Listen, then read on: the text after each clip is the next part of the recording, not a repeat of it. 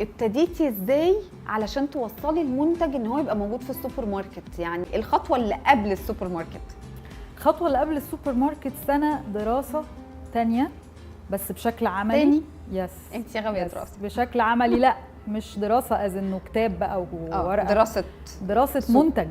الموضوع في منتهى الصعوبه انك تشتغلي بدقيق قمح حبه كامله. مش سهل، والا كان كل السوق عمله. طب احنا هاني اند او الوحيد في السوق اللي مكتوب عليه هول ويت، وهو 100% هول ويت. الالياف اللي موجوده في القمحيه اللي فيها 75 او 80% من الفيتامينات اللي في القمح موجوده في الالياف اللي الدقيق الابيض بياخدها يرميها. طب ليه بيرميها؟ طبعا الناس مش هبله اللي بتعمل كده. بيعملوا كده علشان خاطر الدقيق نفسه يبقى سهل العمل بيه، ينفش بسهوله ويبقى طري ويبقى هش وناعم وسهل ان هم يشكلوه باي شكل من الاشكال. ليه؟ لان الالياف دي بتسبب ان هي بتمتص الميه من العجينه وبتخليها ناشفه جدا وبتخليها صعب جدا انك تطلعي منها منتج مستساغ للسوق. صح.